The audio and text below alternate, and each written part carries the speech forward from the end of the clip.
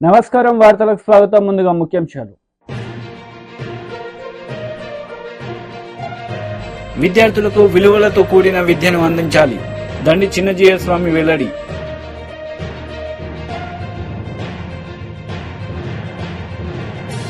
ప్రత్యేక హోదాను జగన్ విమర్శించారు. కడప ఎంపీ కాంగ్రెస్ అభ్యర్థి వై షర్మిలారెడ్డి ఆగ్రహం.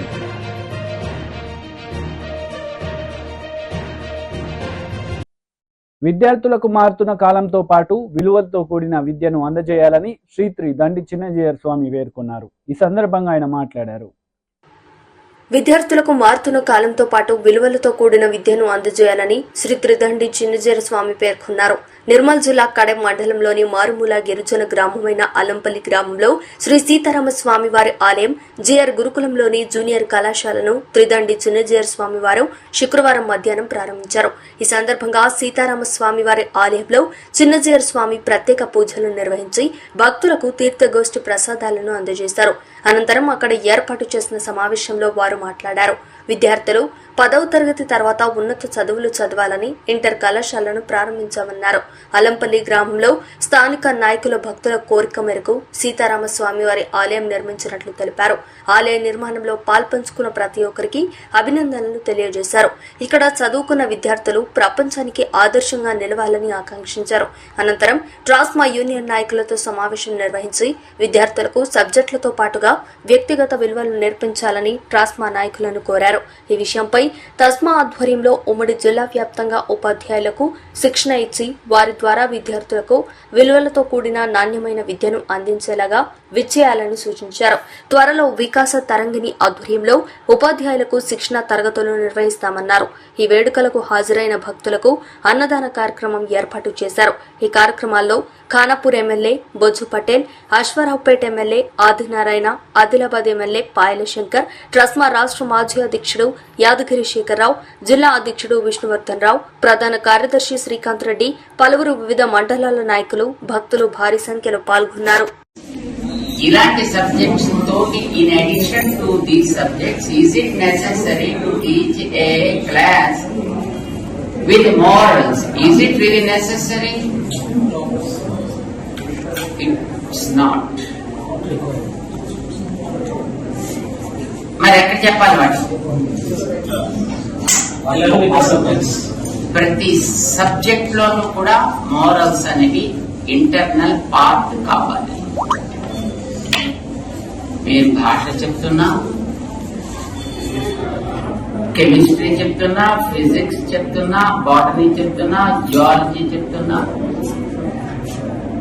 సోషల్ స్టడీస్ చెప్తున్నా, సివిక్స్ చెప్తున్నా, హిస్టరీ చెప్తున్నా,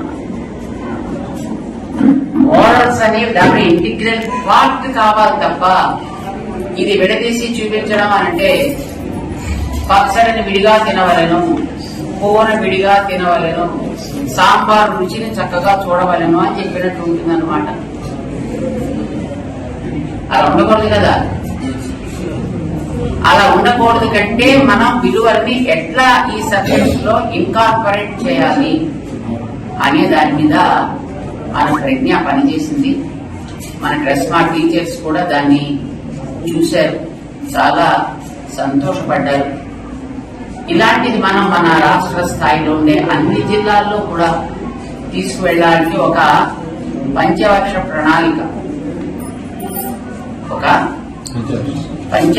ప్రణాళికని ఒకటి ఏర్పాటు చేసుకుని 5 ఏళ్లు పూర్తయ్యేటప్పటికీ మన రాష్ట్రంలో ఉండే ప్రతి జిల్లాలోనూ ప్రతి ప్రైవేట్ స్కూల్లోనూ ఈ విషయాన్ని మనం వాళ్ళ కోర్సులో ఇన్కార్పొరేట్ చేసి ఇవ్వగలగాలి.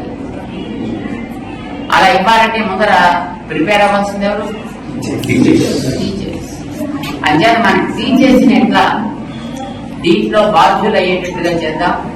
How can we motivate the teachers and how we can give all the inputs to the teachers, and in turn how the teachers will be able to deliver the goods to the children at their own levels అనే దాని మీద మనం ఒక చిన్న pilot project ఒకటి తీసుకుని ముందుగా ఒక 650 మంది టీచర్స్ కి మన వాళ్ళు ఆన్లైన్ లో ఒక ఓరియంటేషన్ సెషన్ నటించారు. It was in Karimnagar and it went on very well. and teachers all physically joined there in Wits College ఒక 4 days ముందర. అండ్ వాళ్ళందరూ కూడా ఇది చాలా మంచి పద్ధతిగా కనిపిస్తుంది, చాలా సులభంగా మనం అర్థం చేసుకోవడానికి కూడా వీలుగా ఉంది అని అన్నారు. మరి మన ప్రాంతాల్లో, మన జిల్లాలో కూడా దీన్ని మనం ఆరంభం చేసుకోవచ్చునా? మనకి ఇప్పుడు summer vacations time, so this is the best time for us to get anything else new, right?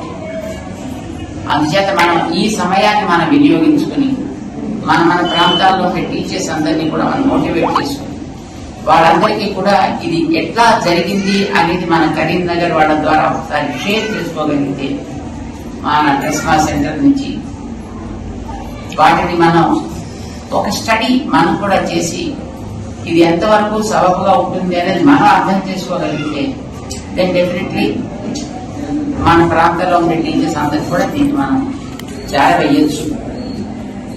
దాని గురించి ఒకసారి మీకు అందరికీ పరిచయం చేయాలనే ఉద్దేశంతో మిమ్మల్ని అందరినీ కూడా శేఖర్ గారు తీసుకొచ్చారు.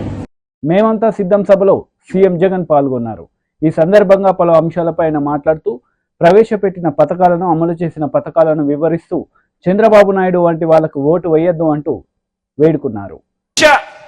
ఇంటి వద్దనే టెస్టులు, ఇంటి గ్రామంలోనే మందులు, గవర్నమెంట్ ఆసుపత్రుల్లో మా రూపురేఖలు మారుస్తూ నాడు నేడు 25 లక్షల వరకు ఉచితంగా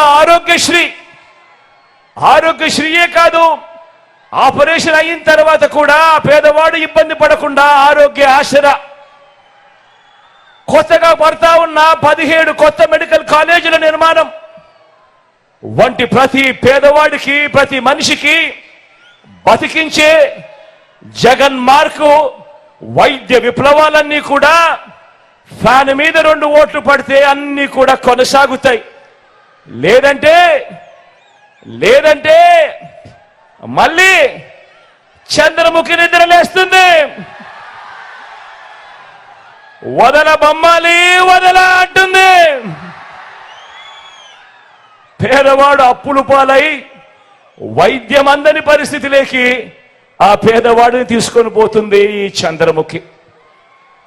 ఫ్యానుకు ఓటు వేస్తేనే అక్క చెల్లెమ్మల రాజ్యం, ఫ్యానుకు ఓటు వేస్తేనే పిల్లల్ని బడికి పంపే తల్లులకు అమ్మఒడి అనే పథకం, ఫ్యానుకు ఓటు వేస్తేనే ఆ పిల్లల చదువులకు, పిల్లల చదువులకు ఆ తల్లి ఇబ్బంది పడుకోకుండా విద్యా దీవెన, వసతి దీవెన.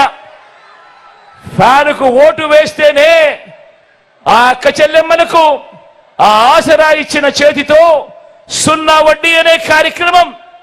ఫ్యానుకు ఓటు వేస్తేనే ఓ చేయూత కొనసాగింపు, ఫ్యానుకు ఓటు వేస్తేనే ఓ కాపు నేస్తం కొనసాగింపు, ఫ్యానుకు ఓటు వేస్తేనే ఓ ఈబీసీ నేస్తం కొనసాగింపు, ఫ్యానుకు ఓటు వేస్తేనే ఓ వైఎస్ఆర్ జగనన్న కాలనీలు, అందులో 31 లక్షల ఇళ్ల పట్టాలు, అందులో కడతా ఉన్న 22 లక్షల ఇళ్లు అన్ని కూడా వేగంగా అడుగుల ముందుకు. ఫ్యానుకు ఓటు వేస్తేనే నామినేటెడ్ పదవుల్లో నా అక్క చెల్లెమ్మలకు అగ్ర తాంబూలం ఇస్తూ 50% రిజర్వేషన్లతో నామినేషన్లో ఉన్న పనులు, నామినేషన్లో ఉన్న పదవులు అన్ని కూడా నా అక్క చెల్లెమ్మలకు ఇచ్చే మహిళా సాధికారత ప్రభుత్వం. ఒక్క ఫ్యానుకు ఓటు వేస్తేనే మీ బిడ్డ జగను మళ్ళీ వస్తేనే అన్నది ప్రతి ఒక్కరూ కూడా ఆలోచన చేయండి. లేదంటే మళ్ళీ చంద్రముఖి నిద్రలేస్తుంది,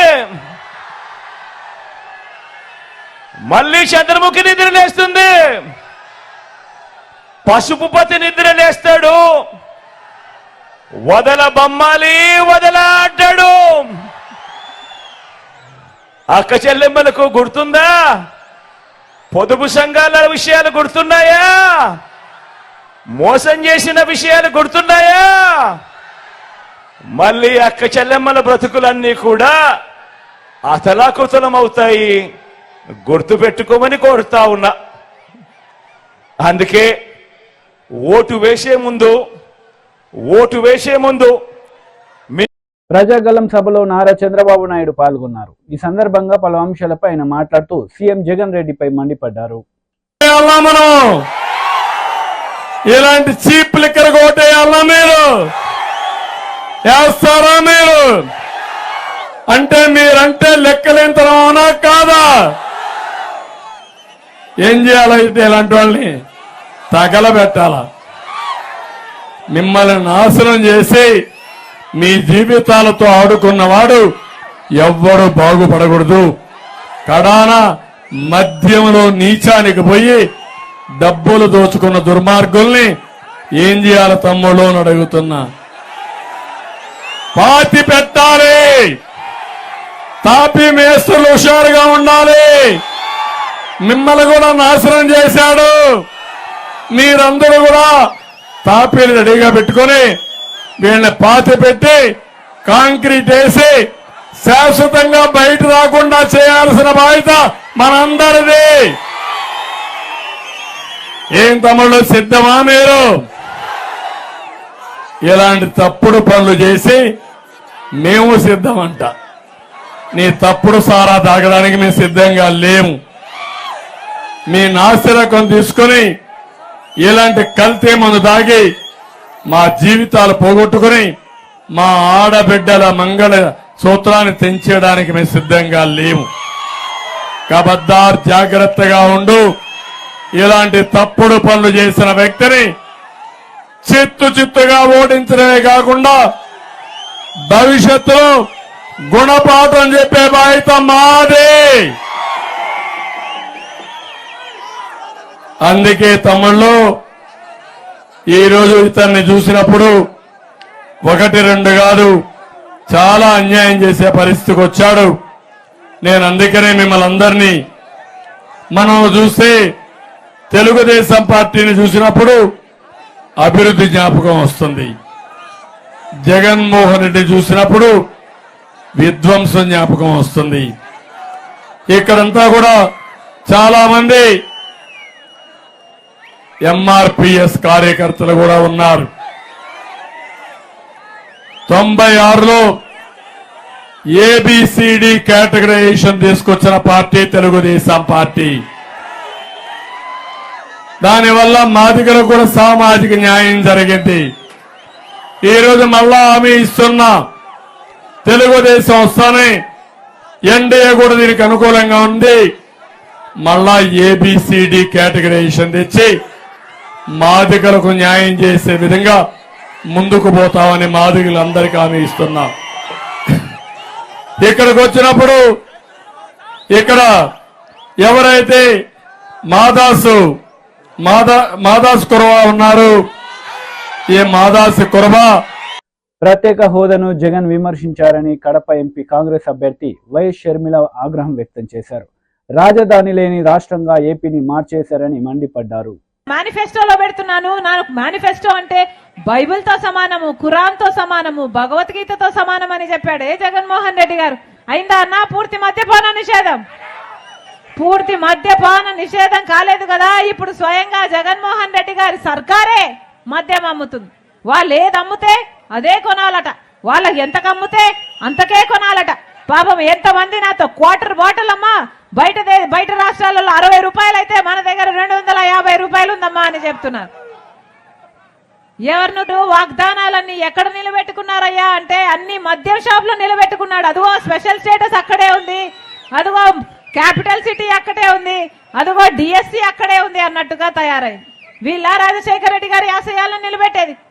ఎక్కడ చూసినా లిక్కర్ మాఫియా యథేచ్ఛగా ఏరులై బారుతుంది. మద్యం డ్రగ్స్ కంటైనర్లలో వేల ఎంత 25,000 కేజీలట అంత కంటైనర్లు డ్రగ్స్ వస్తున్నాయి. ఎంత ధీమాగా తెచ్చుకుంటున్నారు. ఇదేమైనా పరిపాలన పట్టిన పీడ. ఒక పక్కేమో లిక్కర్ మాఫియా, వైన్ మాఫియా, ఇంకో పక్కేమో మైన్ మాఫియా, ఇంకో పక్క శాండ్ మాఫియా, ఇంకో పక్క ల్యాండ్ మాఫియా. ఇదంతా సరిపోదన్నట్టు సొంత చిన్నాననే హత్య చేసిన వాళ్ళను పక్కన పెట్టుకొని తిరుగుతున్నాడు జగన్మోహన్ రెడ్డి గారు. వీళ్ళ రాజశేఖర రెడ్డి గారి ఆశయాలను నిలబెట్టేది. హత్య రాజకీయాలు, గుండా రాజకీయాలు, లిక్కర్ల రాజకీయాలు, ఎక్కడ చూసినా మాఫియాలు. వీళ్ళ రాజశేఖర రెడ్డి గారి ఆశయాలను నిలబెట్టేది. మళ్ళీ చెప్తున్నా నమ్మి ఓట్లేస్తే, జగన్మోహన్ రెడ్డి గారికి నమ్మి ఓట్లేస్తే 5 సంవత్సరాలు స్పెషల్ స్టేటస్, ప్రత్యేక హోదా కోసం ఆ రోజు జగన్మోహన్ రెడ్డి గారు చెప్పిన మాట, నేను బీజేపీ మెడలు వంచి ప్రత్యేక హోదా తీసుకొస్తాను అని చెప్పిన జగన్మోహన్ రెడ్డి గారు ఈ రోజు అదే బీజేపీ పార్టీకి వంగి సలాం చేస్తూ గులాం అయ్యాడు. ఇదేనా రాజశేఖర రెడ్డి గారి ఆశయాలను నిలబెట్టడం అంటే? ఏ బీజేపీ పార్టీనైతే రాజశేఖర రెడ్డి గారు అంతగా వ్యతిరేకించారో, ఒక మత తత్వ పార్టీ అని, అదే బీజేపీ పార్టీకి గులాం అయ్యాడు జగన్మోహన్ రెడ్డి గారు. వీళ్ళు కాదన్నా రాజశేఖర రెడ్డి గారి ఆశయాలను నిలబెట్టేది. మళ్ళీ చెప్తున్నాం, ఆలోచన చేసి ఓటు వేయండి. ఈరోజు రాజశేఖర రెడ్డి బిడ్డ కాంగ్రెస్ పార్టీలో చేరింది అంటే ఎందుకు చేరింది? ఎందుకంటే ఒక్క కాంగ్రెస్ పార్టీ మాత్రమే అధికారంలోకి వచ్చిన వెంటనే ఆంధ్ర రాష్ట్రం కోసం 10 సంవత్సరాల ప్రత్యేక హోదా ఇస్తాము అని రాహుల్ గాంధీ గారు మాటిచ్చారు. కాంగ్రెస్ పార్టీ మేనిఫెస్టోలో చేర్చారు. కాబట్టి ఆ మాటను పట్టుకుని వచ్చింది రాజశేఖర రెడ్డి బిడ్డ. మన రాష్ట్రానికి ప్రత్యేక హోదా అన్నది ఊపిరి లాంటిది. ప్రత్యేక హోదా వస్తే ప్రతి నియోజకవర్గంలో 100 కొత్త పరిశ్రమలు వస్తాయి. ప్రతి నియోజకవర్గంలో 100 పరిశ్రమలు వస్తే మనకు ఎంత అభివృద్ధి జరుగును, మన బిడ్డలకు ఎన్ని ఉద్యోగాలు వచ్చును. ప్రత్యేక హోదా అన్నది మన ఆంధ్ర రాష్ట్రానికి ఊపిరి లాంటిది. అది ఒక్క కాంగ్రెస్ పార్టీ వల్ల మాత్రమే సాధ్యమవుతుంది. కాబట్టి రాజశేఖర రెడ్డి బిడ్డ కాంగ్రెస్ పార్టీలో చేరింది. ఈ రోజు మీ ముందర నిలబడి అడుగుతుంది, రాజశేఖర రెడ్డి బిడ్డ మళ్ళీ రాజశేఖర రెడ్డి గారి సంక్షేమ పాలన రావాలి అంటే, మీ ఇంటి గడపకు తేవాలి అంటే, మీ అందరూ కాంగ్రెస్ పార్టీని ఆశీర్వదించండి, హస్తం గుర్తు మీద ఓటేయాలని మరొకసారి రాజశేఖర రెడ్డి బిడ్డ ప్రతి అన్నకు, ప్రతి తమ్ముడికి, ప్రతి అక్కకు, ప్రతి చెల్లికి శిరస్సు వంచి చేతులు జోడించి మనస్ఫూర్తిగా ప్రార్థించుకుంటున్నాం. ఎమ్మెల్యే అభ్యర్థి కాంగ్రెస్ పార్టీ. బీజేపీలో చేరికలు జరిగాయి. ఈ సందర్భంగా ఎంపీ బండి సంజయ్ మాట్లాడారు. 102 పార్లమెంటు స్థానాల్లో ఈరోజు ఎన్నికలు జరిగినాయి. ఎన్నికల అనంతరం ఏ సర్వే చూసినా కూడా అక్కడ వాతావరణం చూస్తే పూర్తిగా భారతీయ జనతా పార్టీ బీజేపీ మయం కాబోతున్నాయి. ఇవాళ పోలింగ్ జరిగిన తర్వాత అక్కడ వాతావరణం చూస్తే ఎట్టి బస్లో ఈ ఎన్నికల్లో 370కి పైగా స్థానాలు, దాదాపు 400 స్థానాలు, పార్లమెంట్ స్థానాల్లో భారతీయ జనతా పార్టీ ఎట్టి బస్లో గెలవబోతుందని చెప్పి ఈ రోజు 21 రాష్ట్రాల్లో 102 పార్లమెంట్ స్థానాల్లో ఎన్నికల సరళిని చూస్తే, పోలింగ్ జరిగిన సరళిని చూస్తే ఇవాళ ఏర్పడతా ఉన్నది. తెలంగాణ రాష్ట్రంలో కూడా అదే వాతావరణం ఉంది. ఎక్కడ చూసినా బీజేపీ మోడీ అన్నటువంటి ఒక వాతావరణం నిర్మాణమై ఉంది. కాబట్టి ప్రజల దృష్టి మళ్లించడానికి బీఆర్ఎస్, కాంగ్రెస్ పార్టీలు ఒకరి మీద ఒకరు విమర్శలు చేసుకుంటూ ప్రజా సమస్యలను పక్కబెట్టి ఎన్నికల వాతావరణాన్ని చెడగొట్టి వాళ్ళు చేసిన అభివృద్ధి చెప్పుట్లేరు, చేస్తామని చెప్పి వీళ్ళు చెప్పుంటారు, చేస్తామని వాళ్ళు చెప్పుట్లేరు. వాళ్ళు కూడా తిట్టుకొని టీవీలలో బ్రేకింగ్ కోసం ప్రయత్నం చేసి ప్రజల దృష్టి మళ్లించే ప్రయత్నం చేస్తున్నారు. కేసీఆర్ అంటాడు మాకు 20 మంది కాంగ్రెస్ ఎమ్మెల్యే టచ్ లో ఉన్నారంటాడు. కాంగ్రెస్ వాళ్ళు ఏమంటారు మాకు 20 మంది బీఆర్ఎస్ ఎమ్మెల్యేలు టచ్ లో ఉన్నారంటారు. మేము ప్రభుత్వం కూర్చోమని వాళ్ళంటారు, మీ పార్టీని అవుట్ చేస్తామని వీళ్ళంటారు. ఇటువంటి పరిస్థితి దానికోసం పార్లమెంట్ ఎన్నికలు కాదు. ఇలా కూల్చడమే ఎజెండాగా ముందుకు వస్తారా? నేను సవాల్ చేస్తున్నా. ఇవాళ ఇలా కూల్చడమే ఎజెండాగా ముందుకు వస్తారా? పార్లమెంట్ ఎన్నికల్లో పోటీ చేస్తారా? మీరు ఎవడో గతంలో బీఆర్ఎస్ పార్టీ చేస్తే అభివృద్ధి చెప్పుకుంటారా? ఏమైనా చేస్తే చెప్పుకుంటారా? ఎవడో కాంగ్రెస్ పార్టీ మన 6 గ్యారెంటీల విషయంలో ఇచ్చిన హామీలను ఎందుకు నెరవేర్చాలో చెప్పుకుంటారా? మరి ఇటువంటి పరిస్థితిలో ప్లాన్ ప్రకారం ఇద్దరు కలిసి లోపాయకార ఒప్పందం కుదుర్చుకొని ఇలా భారతీయ జనతా పార్టీ అత్యధిక స్థానాలు గెలుస్తుంది. కాబట్టి ఇలా భారతీయ జనతా పార్టీ టార్గెట్ చేసి ఇద్దరు ఓల్గోరు తిట్టుకొని ఇలా భారతీయ జనతా పార్టీని ప్రజల దృష్టి లేకుండా చూసే ప్రయత్నం చేసినప్పుడు కూడా ఇలా ప్రజలు వాస్తవాలు ఆలోచిస్తున్నారు. మోడీ ప్రధానమంత్రిగా లేని దేశాన్ని ఈ దేశ ప్రజలు ఊహించుకునే స్థితిలో లేరు. కాబట్టి ఈ సందర్భంలో భారతీయ జనతా పార్టీ 2 పార్టీలకు విజ్ఞప్తి చేస్తున్నాం. మేము బీఆర్ఎస్ పార్టీ మీరు ఏమి అభివృద్ధి చేశారు? మీరు ఎన్నికల ముందు గతంలో 10 సంవత్సరాలు ఇచ్చిన హామీని ఎందుకు నెరవేర్చలేకపోయారు? తెలంగాణ రాష్ట్రంలో తెలంగాణ రాష్ట్రాన్ని అధోగతి పాలు చేయడానికి కారకులు మీరు కాదని చెప్పి స్పష్టం చేయాల్సిన బాధ్యత మీది. కాంగ్రెస్ పార్టీ 6 గ్యారెంటీలు కాంగ్రెస్ పార్టీ నాయకులు స్పష్టం చేయాలి. ఇవాళ ఎన్నికల ముందు 6 గ్యారెంటీల పేరుతో హామీ ఇచ్చారు సత్యనాథ. ఇవాళ ఆగస్టు 15వ తారీఖే డేట్ అడట 2 లక్షల రుణమాఫీ చేస్తారట. ఇవాళ ఎన్నికల ముందు అసెంబ్లీ ఎన్నికల ముందు ఇవాళ 500 రూపాయలు బోనస్ ఇస్తాన్నారు. క్వింటాల్కు 500 రూపాయలు బోనస్ ఇస్తాన్నారు. ఇవాళ ఒక్క ఎకరానికి నాకు తెలిసి 28 క్వింటాలు వస్తుంది. 28 క్వింటాలు వస్తుంది అంటే 14,000 రూపాయలు ఒక్క ఎకరానికి బోనస్ పేరు మీద 14,000 రూపాయలు ఇస్తాను మీరు మాట ఇచ్చారు. ఇవాళ ఆ మాటను ఎందుకు నిలబెట్టుకెళ్ళకపోతున్నారు? తరుగు తాలు తేమలు లేకుండా కొంటాన్నారు, కొనుగోలు ప్రారంభించారు. ఎందుకు ఇలా కటింగ్ల పేరుతో కిలోకు 8 ఒక క్వింటాలకు 8 కిలోలు ఇలా తరుగు పేరుతో తాలు పేరుతో తేమ పేరుతో కటింగ్స్ పెట్టారు. ఇవాళ ఎన్నికలు మీరే హామీ ఇచ్చారు. అరే 500. కాంగ్రెస్ భారీ బహిరంగ సభలో సీఎం రేవంత్ రెడ్డి పాల్గొన్నారు. ఈ సందర్భంగా పలు అంశాలపై ఆయన ప్రసంగించారు. 10 ఏళ్ల వరకు నేను చెప్తున్నా, మానుకోట గడ్డ మీద నుంచి కల్వకుంట చంద్రశేఖరరావు గుర్తుపెట్టుకో, నువ్వు కాదు, నిన్ను అయ్య కాదు, నీ తాత కాదు, నిన్ను పుట్టించినోడు వచ్చినా 10 ఏళ్లు తెలంగాణ రాష్ట్రంలో కాంగ్రెస్ ప్రభుత్వం ఉంటది. ప్రజా పాలన అందిస్తాం. ప్రతి పేదవాడికి ఇచ్చిన మాట ప్రకారం ఇందిరమ్మ ఇండ్లు ఇస్తాం, ఆర్టీసీ బస్సులో ఉచిత ప్రయాణం ఇస్తాం, రాజీవ్ గాంధీ ఆరోగ్యశ్రీలో 10 లక్షలు ఇస్తాం, ఇంటింటికి 200 యూనిట్లు ఉచిత కరెంట్ ఇస్తాం, 500 రూపాయలకే సిలిండర్ ఇస్తాం, సంవత్సరం తిరిగే లోపల 2 లక్షల ఉద్యోగాలు ఇస్తాం, బీసీ జనాభా లెక్కలు కట్టి వాళ్ళ జనాభా ఎంతుందో వాళ్లకు నిధులు ఇస్తాం. ఇవన్నీ పనులు చేసే బాధ్యత మాది. ఇదే కాదు మీడియా మిత్రులారా, 100 రోజుల్లో మీకు తెలుసు అధికారం చేపట్టిన 48 గంటల్లో ఆడబిడ్డలకు ఆర్టీసీలో ఉచిత ప్రయాణం ఇచ్చినాం.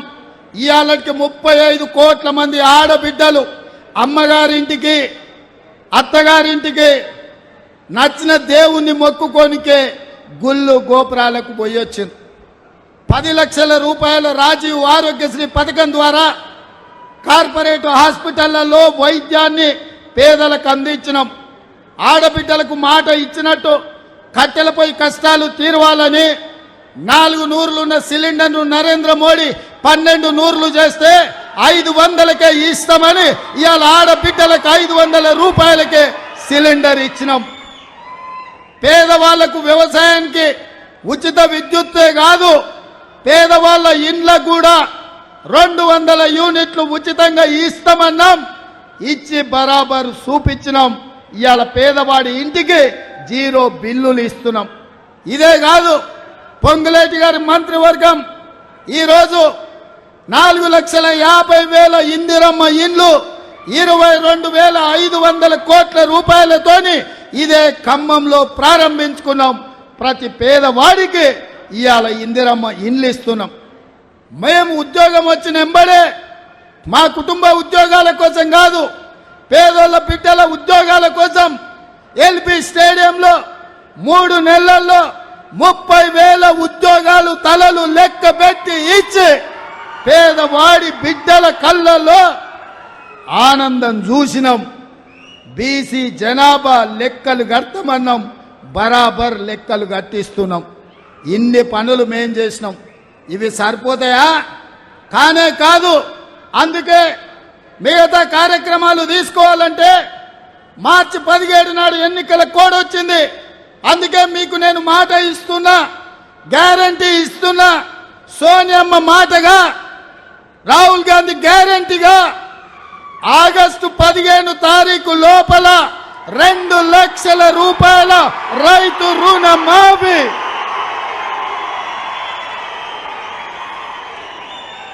నా తెలంగాణ రైతాంగ సోదరులకు తుమ్మల నాగేశ్వరరావు గారి సాక్షిగా నేను మాటిస్తున్నా, భద్రాద్రి రాముడు సాక్షిగా నేను మీకు మాటిస్తున్నా, 15 ఆగస్టు లోపల 2 లక్షల రూపాయల రైతు రుణమాఫీ చేసి మీ రుణం తీసుకునే బాధ్యత నాది. ప్రజా పాలనది కాంగ్రెస్ పార్టీది. ఇదే కాదు, వచ్చేసారి మీరు పండించే వడ్లకు బరాబర్ 500 రూపాయల బోనస్ ఇచ్చి మీ ఒట్లు కొంటామని చెప్పి రైతులకు నేను మాట ఇస్తున్నా. మీరు ఈరోజు మా 100 రోజుల పాలన చూడండి, మా ఆర్టీసీ బస్ చూడండి, మా ఆరోగ్యశ్రీ పథకం చూడండి, మా గ్యాస్ సిలిండర్ చూడండి, మా ఉచిత కరెంటు చూడండి, మా ఇందిరమ్మ ఇళ్ళ పథకం చూడండి, మేము ఇచ్చిన 30,000 ఉద్యోగాలను చూడండి, మేము లెక్క పెడుతున్న బీసీల జనాభా చూడండి, మేము మాఫీ చేయబోయే 2 లక్షల రైతు రుణమాఫీ చూడండి, మేము ఇయ్యబోయే 500 బోనస్ చూడండి. ఇవన్నీ మేము చెయ్యాలని టీడీపీ పోలిట్ బ్యూరో సభ్యులు వర్ల రామయ్య మీడియా సమావేశం నిర్వహించారు. ఈ సందర్భంగా పలు అంశాలపై ఆయన మాట్లాడారు.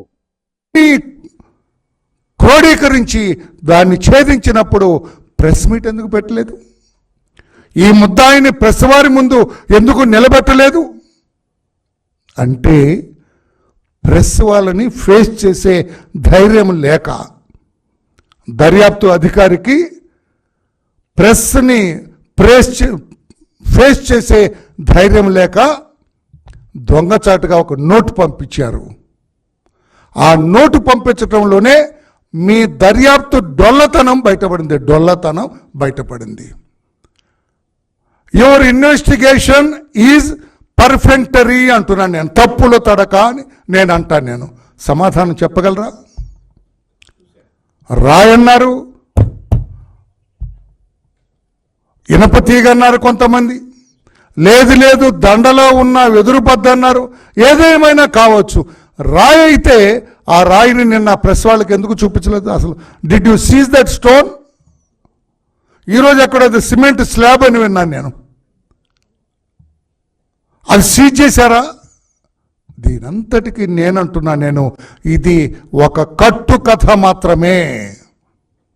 ముఖ్యమంత్రి మీద హత్యాయత్నం అనేది గులకరాయితోటి, లేకపోతే నిన్న మీరు వ్రాసినట్లుగా ఆ సిమెంట్ స్లాబ్ తోటి హత్యాయత్నం చేయటం అనేది ఒక కట్టు కథ, కల్పిత కథ, ఏ స్టేజ్ మేనేజ్డ్ డ్రామా కాదని చెప్పే ధైర్యం ఉందా? ప్రెస్ని చెప్పగలరా? మీరు ప్రెస్ని ఫేస్ చేయగలరా? లేదు. ఏదో రకంగా ముఖ్యమంత్రి గారికి సమాధానం చెప్పాలి. అయ్యా, మీ మీద రాయి వేసుకుని మేము పట్టుకున్నాం, ఒక అమాయకుడిని బలి చేశాం అని చెప్పాలి. అందులో భాగమే కదా ఇది. దానికి ఒక రాజకీయ రంగు పులిపారు. బోండా ఉమా బ్యాచ్ స్కెచ్ అట్ ఇది. నేను అడుగుతాను, ఏమండి రాణా గారు, గౌరవ కమిషనర్ గారు, ముఖ్యమంత్రి గారిని చంపటానికి బోండా గారి బ్యాచ్ చీకట్లో కరెంటు పొద్దని తెలుసా వాళ్ళకి? చీకట్లో ఎవడైనా రాయి తీసుకొని ముఖ్యమంత్రి గారిని కొడతాడా? అంత దూరం నుంచి, స్కూల్లో నుంచి కొట్టాడట. స్కూల్ చాలా దూరం ఉంది. స్కూల్లో నుంచి గురి చూసి కొట్టాలి దాన్ని. వాడు మరో ఏకలవ్యుడు అవ్వాలి, లేకపోతే కొట్టలేడు. గురి చూసి చంపాలంటే ఏదో సున్నితమైన కణత మీదో దేని మీద కరెక్ట్ కొట్టాలి. చీకట్లో విసిరిన రాయి నేను అడుగుతున్నా, కరెక్ట్గా కణతకే తగులుతుందా? వైటల్ పార్ట్స్కి తగులుతుందా? ఏమి దర్యాప్తు సార్ మీరు చేసింది? ఎందుకు సార్ ఇట్లా అబాసుపాలు చేస్తారు పోలీసు వ్యవస్థని? పైగా సాక్షి వారు ఇప్పుడు ఇన్వెస్టిగేషన్ ఈయన చెప్పలా, ఈయన ఎలా పడు. మీరు ఇంకోటి గమనించట్లా పాత్రికేయ సోదరులారా, మీరేదో నేను చెప్పింది ఊరికి వింటున్నారంతే, నన్ను ప్రశ్నలు కూడా వేయట్లా మీరు. ఇక్కడ ఆయన ఏం చెప్పాడు, ఆయన ఏం చెప్పలా. ప్రెస్ వాళ్ళకి చిన్న అరెస్ట్ చేశామని నోట్ ఇచ్చాడు. అంతా సాక్షి వారే చెబుతున్నారు. సాక్షి వాళ్ళే మేము దర్యాప్తు చేసామన్నట్టుగా చెబుతున్నారు. సాక్షి వాళ్ళు ఏం చెబుతారంటే, పక్కా ప్రణాళికతోనే సీఎం జగన్పై హత్యాయత్నం. అది ఎక్కడ ఆయన ప్రెస్ పెట్టి చెప్పలా, ఆ నోట్లో కూడా ఎంత క్లియర్గా చెప్పలా. అది ముమ్మాటికి హత్యాయత్నమే సజ్జల గారు చెబుతారు. ఎలా చెబుతారు?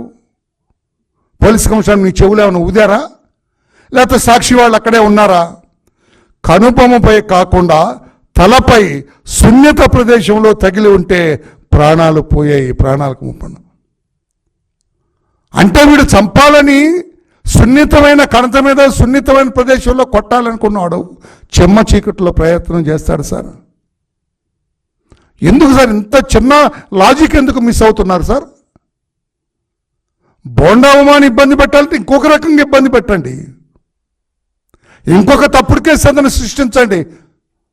రాస్తారు కదా పరుచూరు బ్రదర్స్ లాగా కథలు రాస్తారు కదా, అలా వ్రాయండి. అందుకోసం వడ్డెర కులానికి చెందిన ఒక బీసీ కులానికి చెందిన ఆ బిడ్డని ఎందుకు సార్ అట్లా బలి చేశారు? ఆ కేసు హత్యాయత్నము కాదు సార్. ఆయన్ని హత్య చేయాలంటే ఇది కాదు, గొడ్డలు ఉన్నాయి కదా, కత్తులు ఉన్నాయి కదా, తుపాకులు ఉంటాయి కదా, పెద్ద పెద్ద బరిసెలు ఉంటాయి కదా, పెద్ద పెద్ద ఇనపరా. వార్తలు ముగించే ముందు ముఖ్యాంశాలు మరోసారి. విద్యార్థులకు విలువలతో కూడిన విద్యను అందించాలి, దండి చిన్నజీయర్ స్వామి వెల్లడి.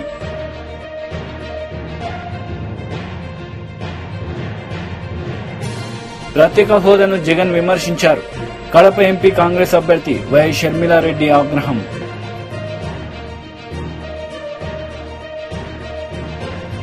ఈ వార్తలు ఇంతటితో సమాప్తం. తిరిగి ప్రసారమయ్యే వార్తల్లో మళ్ళీ కలుద్దాం. అంతవరకు సెలవు, నమస్తే.